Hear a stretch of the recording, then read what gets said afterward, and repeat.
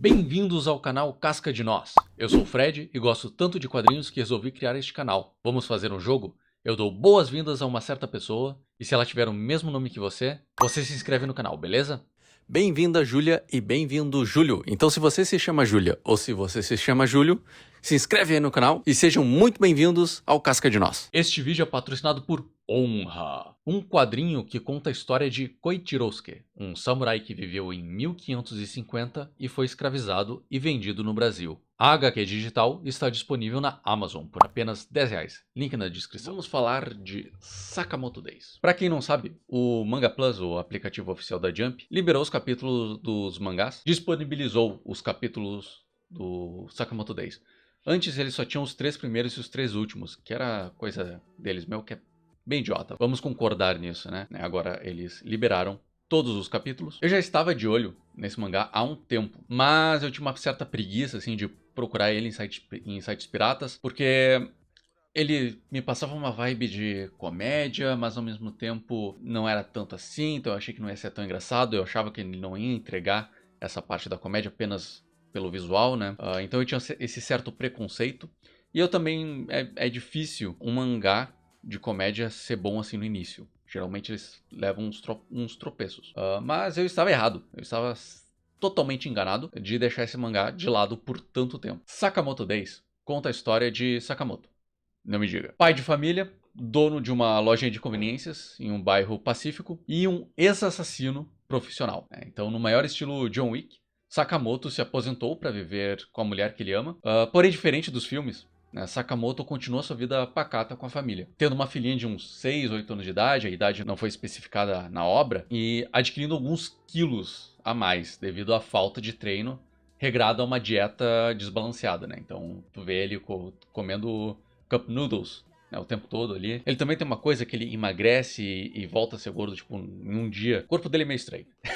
Até que, um certo dia, né, um manda-chuva dos assassinos descobre que ele saiu da organização, né, e pede pra Shin, um assassino, antigo parceiro do Sakamoto e telepata, ele consegue ler os pensamentos das pessoas, rastrear e matar o lendário assassino que conseguiu se aposentar dessa vida, né? Então é basicamente essa a premissa. O Sakamoto quer viver de boas e aí surgem esses assassinos pra tentar matar ele, né? Ele tem que lidar com essa situação. É bem mais leve comparado com John Wick, né? É meio impossível não fazer essa correlação. A história segue com cada vez mais assassinos tentando fazer Sakamoto retornar à sua antiga profissão, ou tentando matar ele, ou ameaçando a família dele. Só que um destino ainda pior que a morte do Sakamoto o espera caso ele retorne aos seus antigos hábitos anti-vida, divórcio, né? Então, existe uma regra na família Sakamoto, né, em que a esposa, Aoi, colocou uma condição para se casar com ele, que era justamente parar com assassinatos, desistir totalmente da vida de assassino. Então ele deve se defender e defender a família sem matar os caras que tentam matar ele, né?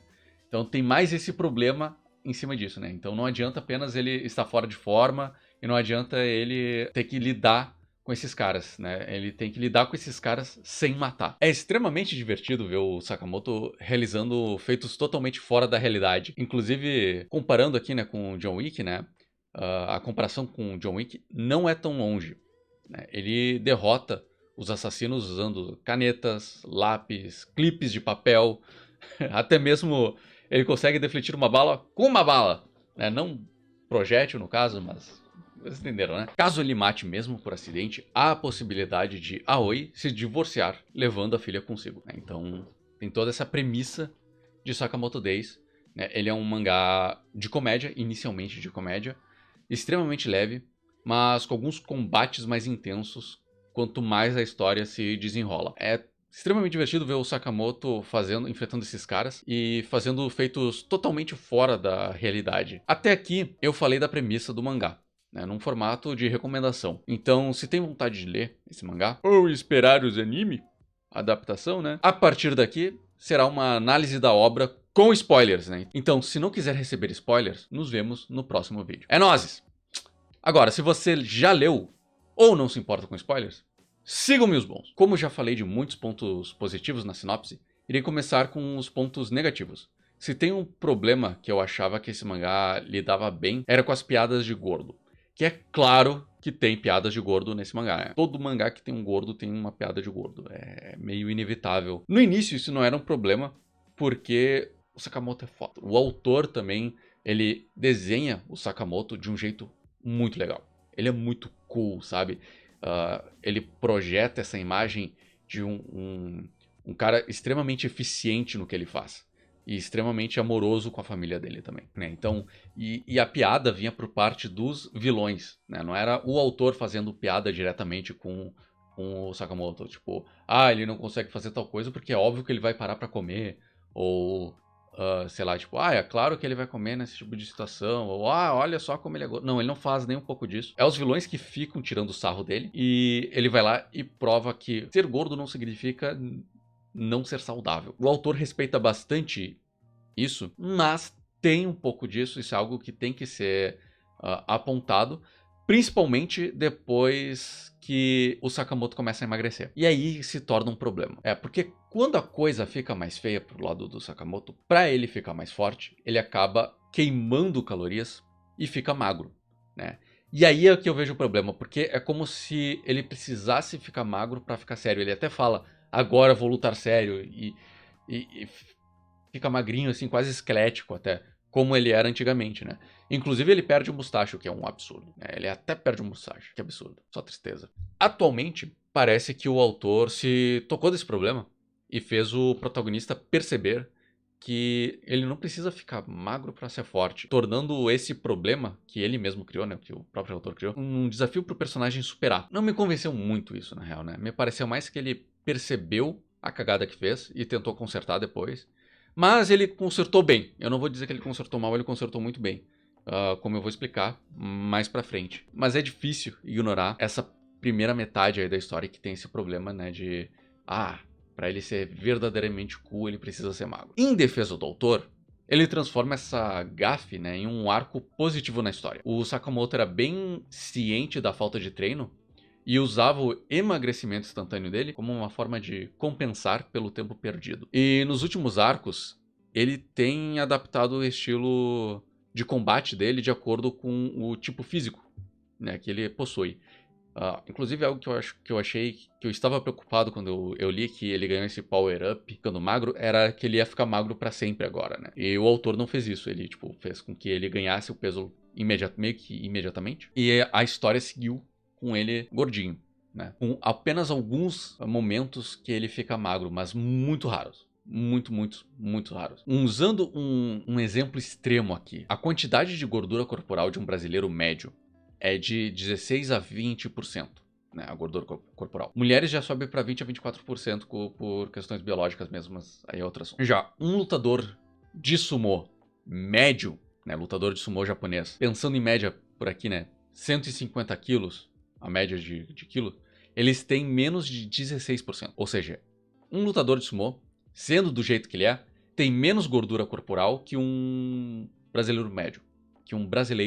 Né? Então tem isso. Eu vou deixar na descrição também um link com os estudos aí, que eu sou um cara que gosta muito de informações aleatórias, e essa é uma informação aleatória que eu encontrei por aí, e resolvi que é útil apresentar essa informação só para contextualizar o meu argumento aqui, né, de usar o corpo dele, né, como ele é, de forma mais eficiente, ao invés de emagrecer o personagem para ele ser foda. Né? Então o autor tomou uma decisão útil, por assim dizer, uma decisão justa e respeitosa, né, para quem tem um biotipo maior, por assim dizer. Quem tem um biotipo maior. Fora essa problematização, né, do Sakamoto Days, não tem muitos pontos negativos. Ela é uma obra que segue uma linha clássica de manga shounen. Tu tem bem estilo Dragon Ball, né? Bem estilo Dragon Ball. Tu tem o personagem que começa como comédia, né? Tu tem uma história que começa na comédia e ele vai enfrentando outros personagens, né? Vai enfrentando outros assassinos, inimigos, e esses inimigos vão sendo transformados em aliados ao longo do combate, né? Ou ao longo da história. E a história também vai aumentando o drama de acordo com as lutas, né? E com a dificuldade das lutas, né? Conforme os inimigos vão ficando mais fortes e mais perigosos. Inimigos derrotados ou somem de vez, tipo, apareceu aqui uma vez, some, talvez reapareça no futuro, mas bem como um personagem de fundo, ou acabam se tornando aliados, como eu disse antes, né? Como o caso do Shin, seu antigo parceiro, ou o caso da Lu, que é uma personagem que não foi necessariamente uma vilã, mas acabou envolvendo negativamente o personagem e ela acabou sendo adotada por ele, né, e na família dele. O que acaba sendo previsível, né? Ele torna, justamente porque ele usa essa estrutura, a história é muito previsível. Eu consigo ver de primeira, só pelo design do personagem, que esse cara vai ser um aliado do Sakamoto depois. Ele vai se juntar ao grupinho principal, né? Foi o caso tanto do Shin, imediatamente eu já soube ali, pela interação que ele teve com o Sakamoto, que inclusive é uma das melhores interações que eu já vi em mangá, em que o Sakamoto ele é um cara quieto, tímido, então ele não fala muito, ele fala quase com bullet points, sabe? Palavras-chave.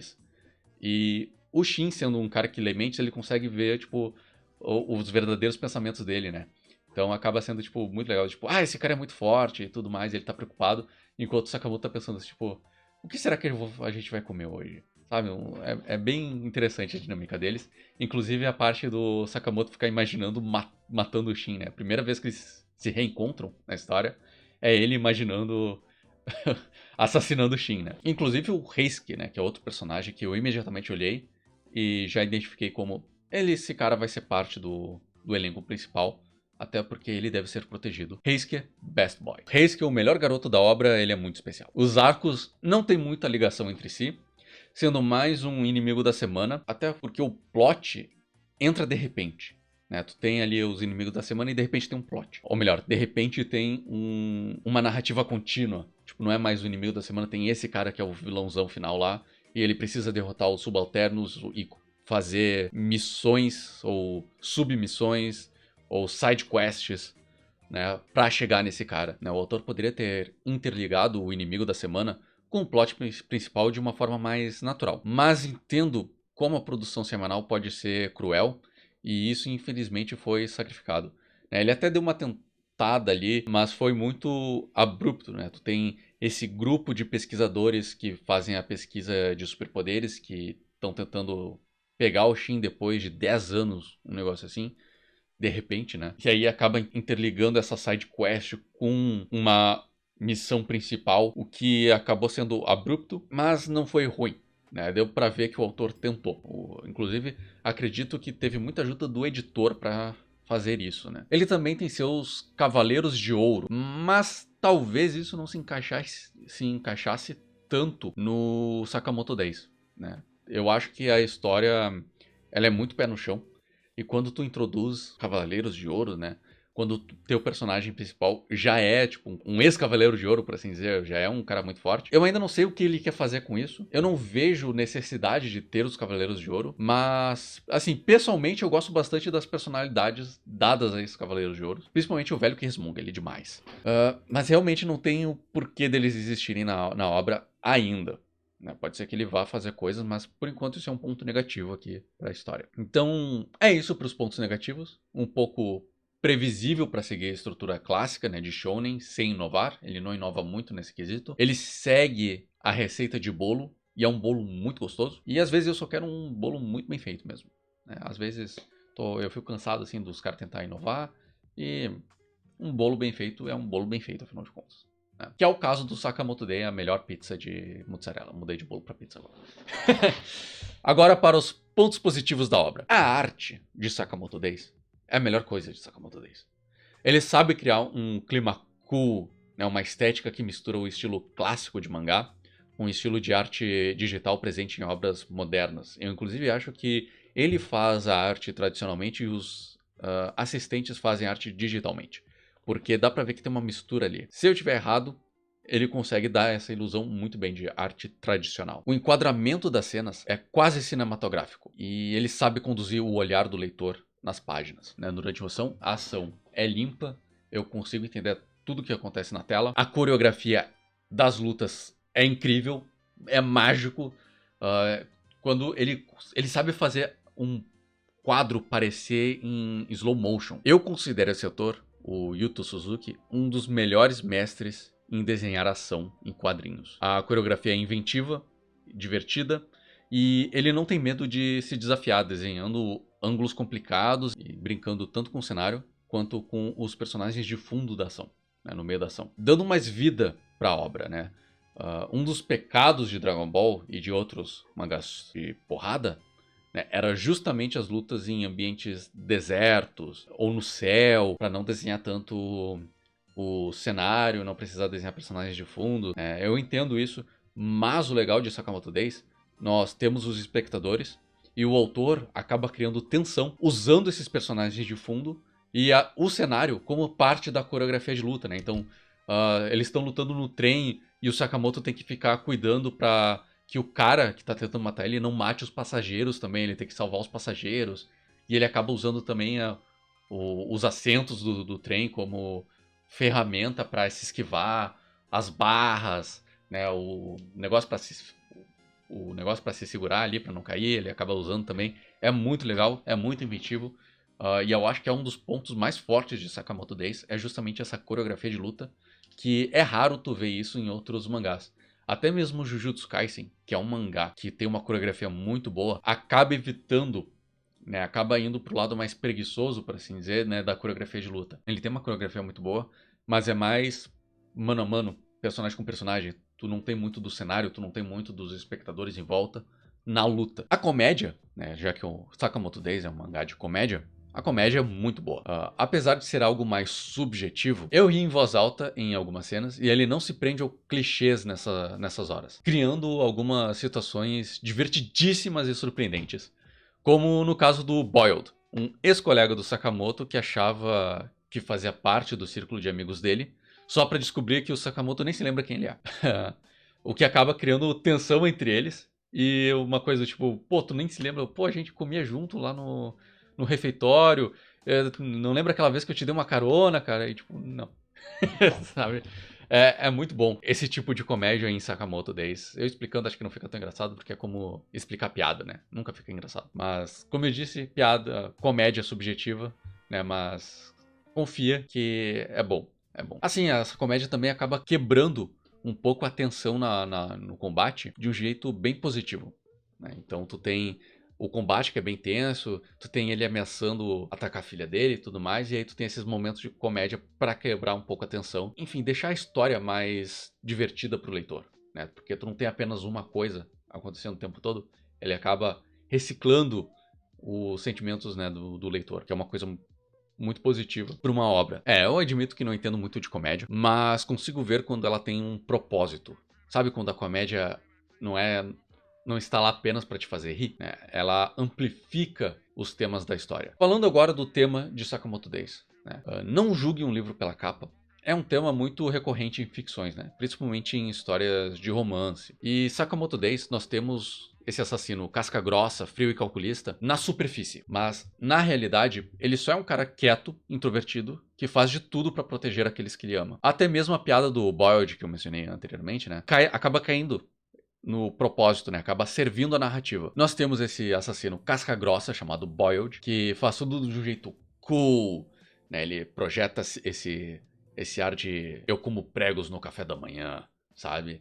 E essa coisa meio no ar, sabe? Tipo, o cara que fuma um cigarrinho depois do sexo, toma um Johnny Walker, sabe? Com apenas uma pedra de gelo. Enfim, ele evoca esse sentimento, né, no design de personagem dele e em como ele se porta pros outros, incluindo pro Sakamoto, né? Mas aí nós conhecemos quem ele é de verdade quando o Sakamoto nem sequer lembra de quem ele é, sabe? Tipo, quem é tu, Truta? No fundo da casca do Boiled, né, nós temos esse cara extremamente inseguro que projeta essa imagem de cara legal pra se reafirmar. Ele só quer pertencer a uma gangue, né? Ele achava que essa gangue era o Sakamoto, o que acaba não sendo tão verdade pro Sakamoto, né? Identidade e pertencimento é um tema tratado em Sakamoto Days de forma discreta no subtexto, né? Nós temos o Shin, que tem toda essa questão dos cientistas que fizeram experimentos nele para que ele conseguisse ler os pensamentos dos outros.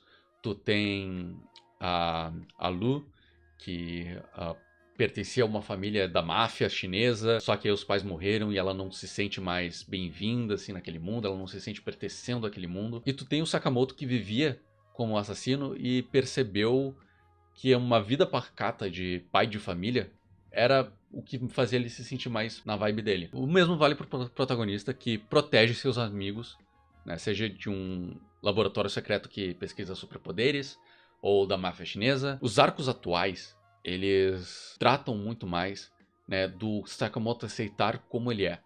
Sim, ele ficou uns 5, 6, 8 anos fora da vida de assassino. Ele está fora de forma. Porém, isso não faz dele menos, né? Não faz dele ser um cara menor, se é que me entende. Ele continua sendo o mesmo Sakamoto da sua era de ouro, né? De quando ele era o assassino número 1 da organização. E também tem um tema muito pesado nessa parte de família, né? Nessa questão da família. Que todo o assassino que se torna aliado do Sakamoto acaba se tornando parte da família também. Então eles também têm que aceitar as regras da família. Então tem isso, né? Todos os personagens que eram assassinos e que acabam fazendo parte da família Sakamoto também têm que seguir essas regras, né? De não matar. É proibido matar nessa família. Então, eu acho que é proibido matar em toda a família, né? Mas vocês me entenderam. Os caras eram assassinos, não podem mais matar. Então eles têm que enfrentar os assassinos sem matar. Tem esse desafio a mais. Que eu adoro essa dinâmica. Inclusive, a esposa do Sakamoto é uma personagem completa, assim. Eu gosto de como ela não é só a esposa. Tá aqui, é um pedaço de papel aqui escrito esposa. Não, ela tem personalidade, ela tem... Inclusive, ela meio que manda, por assim dizer, na loja. Ela que criou essas regras de, tipo, você não pode esconder segredos, não pode matar. Tem várias outras regras que não me vêm aqui à cabeça. Mas tem essas regras ali que envolvem mais o submundo do que, tipo, a vida cotidiana de marido e mulher, né, de família. E eu gosto muito disso, é muito legal. E é bom ver um mangá shonen trabalhando esses aspectos e não apenas a questão de lutinhas e superpoderes e o vilãozão lá que tem que ser derrotado. Acima de tudo isso é a família do Sakamoto. E mesmo quando as missões são voltadas para a vida de assassino, que tem esse vilãozão final que eles precisam derrotar, é tudo pensado na família, né? Então todas as missões têm um benefício, traz benefício para a família, né? Então mesmo que seja mais ajudantes para a loja, babás para a filha dele quando ele e a esposa querem sair, presentinhos quando eles vão viajar muito para longe, né? Então é isso, né? É um mangá extremamente descontraído, leve, divertido. Eu recomendo muito a leitura desse mangá. Ele é, inclusive eu espero adaptação pro anime. Eu tô extremamente animado para quando esse mangá for adaptado e extremamente receoso também, porque a arte é muito boa, como eu disse, a arte do Sakamoto Days é um dos pontos fortes e talvez a tradução para animação, se for mal feita, não consegue vender tanto essa história em específico. Eu acho que ela precisa de um trabalho mais fino na animação, principalmente em questão de emoção e de personagens, não apenas na ação em si, né, mas nas pequenas expressões do Sakamoto, já que ele é um cara quieto, na vida cotidiana deles. É isso, muito obrigado por ter assistido até o final. Se quiser participar das lives de review, eu estou presente no site roxo toda segunda-feira, das 1h30 até as 5 da tarde. Se você gostou do vídeo, dê um like e comente o que você achou dos capítulos. Quero muito saber a opinião de vocês.